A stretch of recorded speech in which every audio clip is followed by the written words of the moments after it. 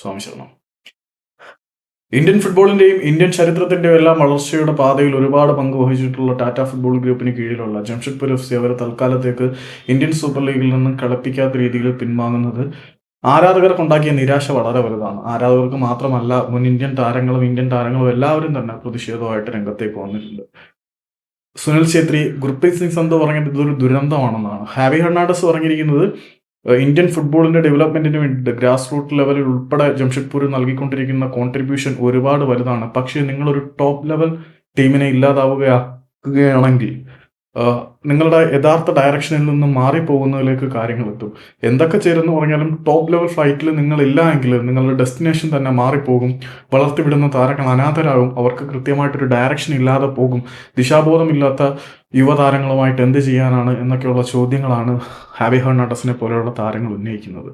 ഇനി ആരാധകരുടെ ഭാഗത്തു നിന്നും ഇന്ത്യൻ ഫുട്ബോൾ ആരാധകരെല്ലാവരും ചേർന്നിട്ട് ഒരു മാസ് പെറ്റീഷൻ അല്ലെങ്കിൽ മെമ്മോറാണ്ടം എല്ലാവരും കൂടി ഒപ്പിട്ട് സമർപ്പിക്കാനാണ് ഇപ്പോൾ തീരുമാനിച്ചിരിക്കുന്നത്. ടാറ്റ ഫുട്ബോൾ ഗ്രൂപ്പിനെ സംബന്ധിച്ചിടത്തോളം ഇത് അടച്ചുപൂട്ടേണ്ട യാതൊരു കാര്യമില്ല. അവർക്ക് കൃത്യമായിട്ടുള്ള ഫണ്ടിങ്ങും ബാക്കിങ്ങും എല്ലാം ഉണ്ട്. അവർ ഒരു തവണ സിൽവർ വെയർ നേടുകയും ചെയ്തിട്ടുള്ള ക്ലബ്ബാണ്. അവർ കൃത്യമായിട്ട് ഫുട്ബോൾ ഡെവലപ്മെന്റിന് വേണ്ട കാര്യങ്ങൾ ചെയ്യുന്നുണ്ട്. ടാറ്റ ഫുട്ബോൾ അക്കാദമി ഇന്ത്യൻ ഫുട്ബോളിന്റെ ഡെവലപ്മെന്റിൽ വഹിച്ച പങ്കിനെ ആർക്കും ഒരിക്കലും ചെറുതാക്കി കാണാൻ പറ്റത്തേയില്ല. അതൊരു സത്യമാണ്.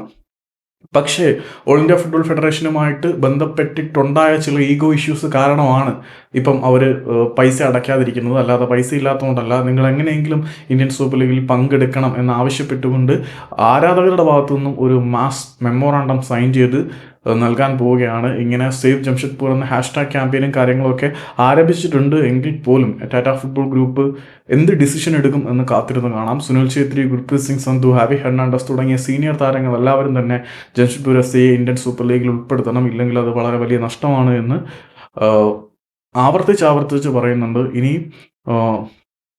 ടാറ്റ ഫുട്ബോൾ അക്കാദമിയാണ് കാര്യങ്ങൾ തീരുമാനിക്കേണ്ടത്. എല്ലാവരുടെ കയ്യിലാണ്.